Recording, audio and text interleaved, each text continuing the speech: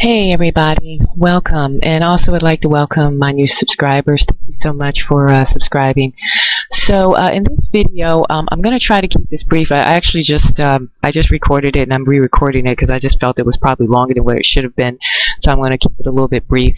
What I want to talk about in this particular video is I want to discuss the 400-year prophecy in the book of Genesis chapter 15 that has been covered by a lot of folks in the Hebrew community.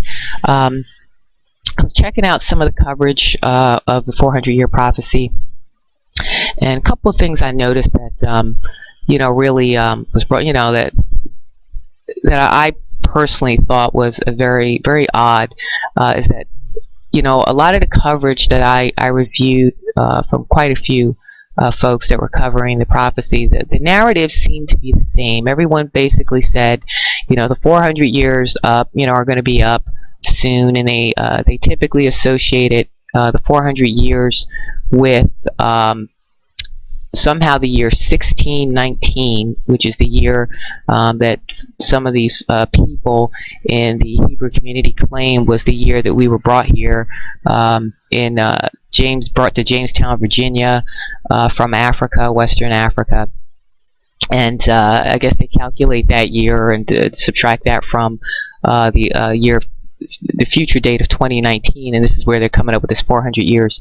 And I hear a lot of them bellowing that. A lot of that, it seems to be very repetitive.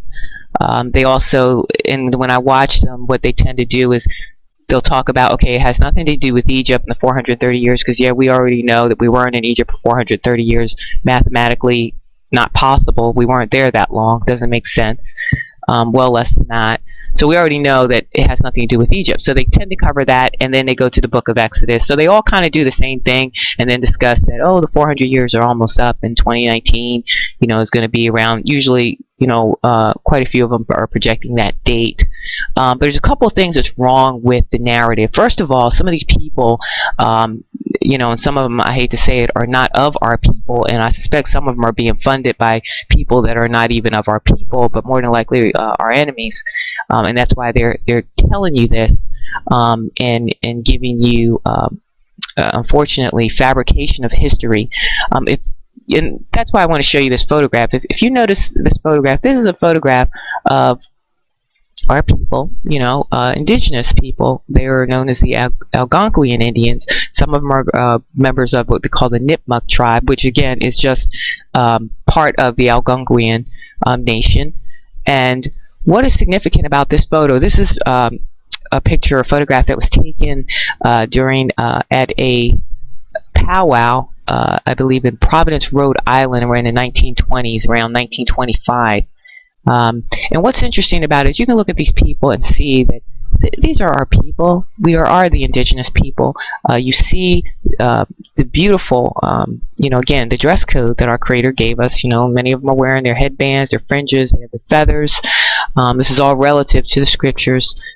Yes, our Creator did give us a dress code, to make sure we were wearing fringes on the borders of our garments. And the people that are indigenous to this land, our ancestors, were, for the most part, observing that code. As you can see, in their dress here, some of them, regardless of modern society that they were forced into by the colonists. The other aspect is, the reason why I'm bringing this up, and I thought this was a very important photo, it's a beautiful photograph to share. It kind of takes you in a time capsule back in history. These people look nothing like our people. We look nothing like Africans, okay? The people that are living in Africa today, we are definitely a distinctive people. Okay, as you can see, the women, the hair, we're very distinctive people. And we are the children of the Most High, the original branch, okay? And the indigenous people to this land, these are our lands, okay? We weren't brought here in ships. No one has yet to show a ship, okay, that was carrying slaves. All you see are schematics of one, okay? Yeah, were people brought over here from Africa? Sure, but were they our people? Most likely not. We were already here. We have been here for more than thousands of, well over 2,000 years. We've been here for thousands of years. So the reason why I'm bringing this up is, number one, if we were here, and if you do the research, you'll even discover this yourself, we were here for well over you know, well over 1,000 years. Okay, we've been here for thousands of years because this is part of our lands. Okay, that's why we were taken from our lands, and our lands were stolen from us. They were taken from us, okay, by the people that colonized, you know, our land here in the Western Hemisphere. The territories that are, you know, the Shemitic territories are part of our lands. And if we've been here for thousands of years, then it is not possible that we were brought here in 1619 and we were enslaved for 400 years. If you know anything about our history, any of our people that have studied our indigenous heritage, you know, the people they called, you know, I don't like to use the term Native Americans because that's associated with the people squatting on our lands that are pretending to be us, just like the people of Israel. They are not of our people. Okay, we are the branch. As you can see, we look nothing like those people that are living on those reservations today, squatting on our lands. Okay. But the point I'm making is that if we've been here for thousands of years, then where does the 400 years come into play? It makes no sense, is what I'm telling you, brothers and sisters. We have been in captivity for well over 400 years. Okay, quite a few, well over 2,000 years, and especially if you look at the history that goes all the way back even into the ancient world, when people were even occupying the lands that we had in the east. Okay, that they call today, you know, part of that land was what they call today Israel. Doesn't make any sense. Well over 2,000 years we have been in captivity. Okay, brothers and sisters. So no, the 400-year prophecy is not, it's just not true. It's false. Okay, so that's the first thing, is understanding our history, why that is not possible. It's false. Okay, we've been here way longer than that. And number two, the 400 years, I actually took the time to translate it, and I'm just going to read it to you really quick. It says, in starting with chapter 15, verse 13, it says, "And he said to Abram, Know of a surety that thy seed shall be a stranger in a land that is not theirs, and shall serve them, and they shall afflict them 400 years. And also that nation whom they shall serve will I judge, and afterward shall they come out with great substance. And thou shalt go to thy fathers in peace, thou shalt be buried in a good old age, but in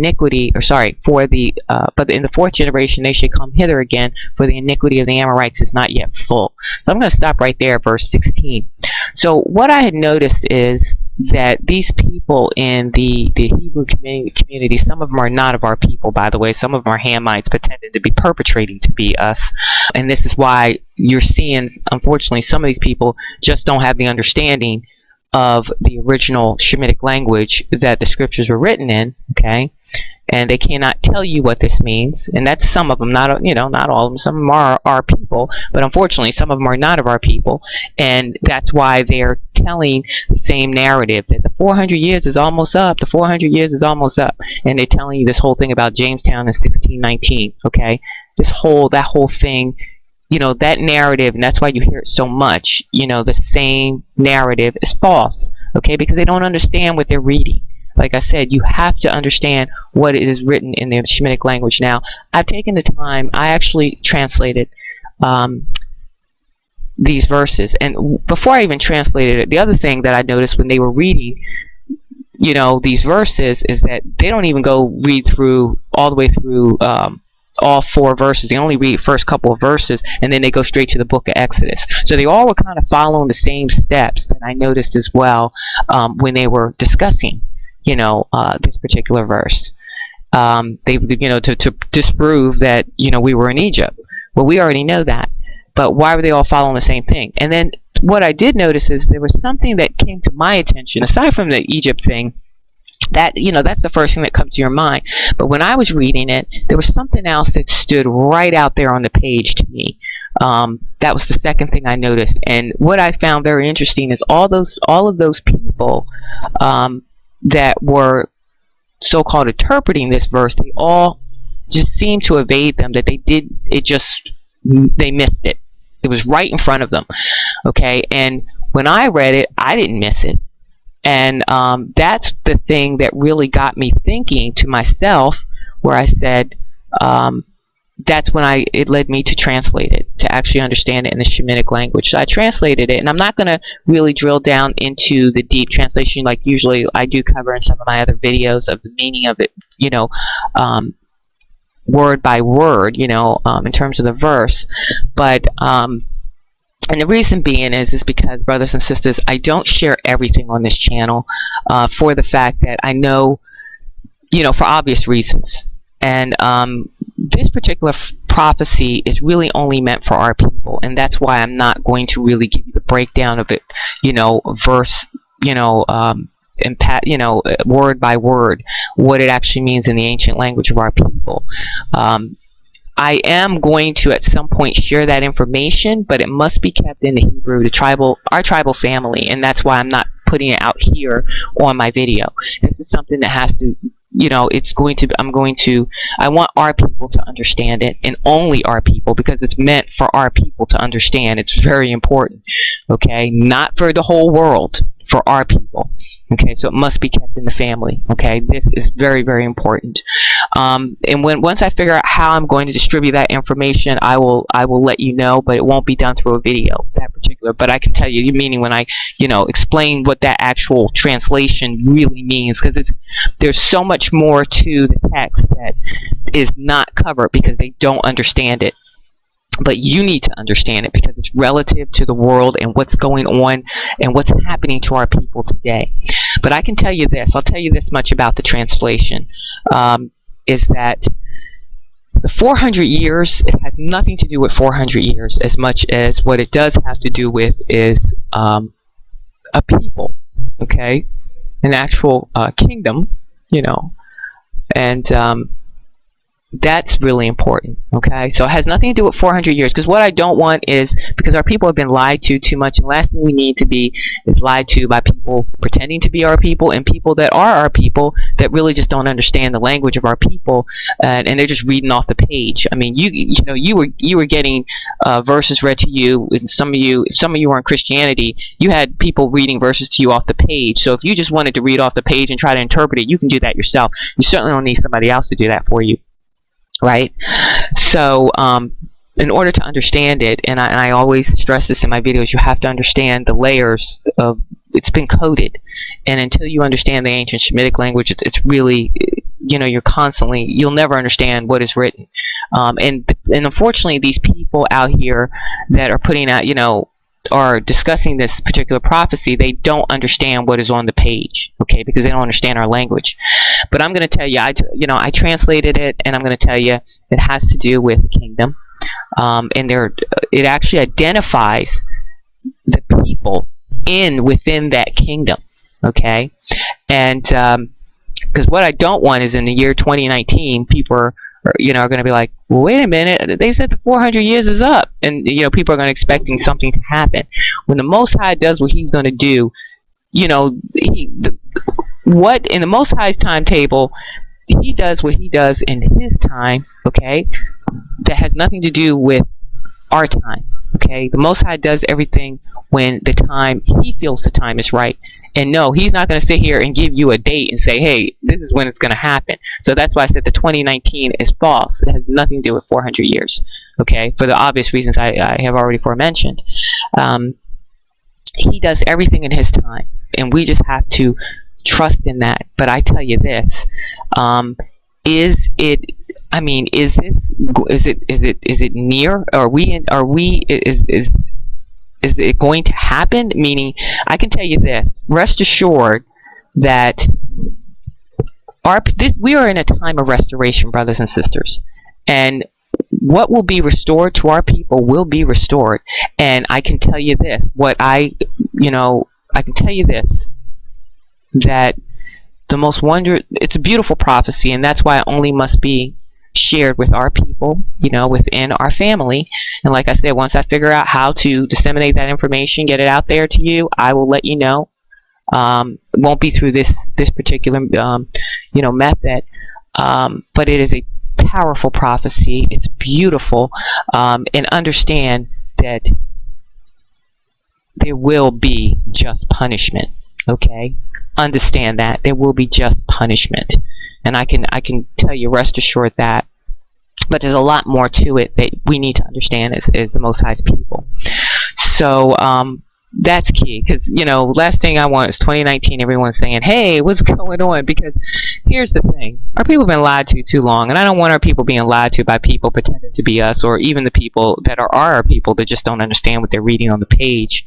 But what unfortunately what will probably happen in 2019 is these people that are giving you this false narrative about the 400 years being up in 2019, they're going to be sitting around waiting for something to happen, and when it does it, they're going to be like, well, it really didn't say, I'm going to tell you what more than likely they'll say, well, it really didn't say 400 years, it said after 400 years. This is what unfortunately folks do in Christianity, that misinterpret the writings of our people, because they don't even understand, and the ones that do are going to lie to you anyway. So at any rate, that's it for now. What I did want to do is I wanted to share with you these photographs of our people, because I think they're just really wonderful, and I'm just going to show you really here real quick. Again, this was a powwow back in Providence, Rhode Island, and again, this is like a time capsule, which is so wonderful about this photo. I want to show you this particular, when you learn a little bit about a photograph, especially a photograph that goes back in time, that is connected to our history, our ancestry in these lands, I think we need to definitely share that. And then in this photograph, if you see the woman here, her name actually is Sarah Cisco Sullivan. She was actually of a royal bloodline. They essentially called her the Sakam of the Algonquian, also known as the Nipmuc tribe, which they would consider is the highest level of chiefdom, the Sakam. And that's just another word, again, another word play between you and I for, again, when you get people that come into our lands, these people, these colonists, just they anglicized everything about our tribes, because the last thing they wanted us to know is that we are the children of Shem. Because notice, that's why the word is Sakam, because it's just a word play for Shem.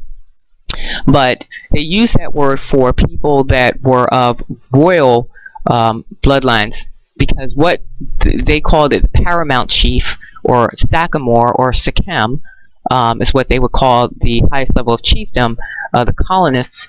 But really, it was just another word the British used, because they didn't want them to call them kings or queens, which is actually what they were.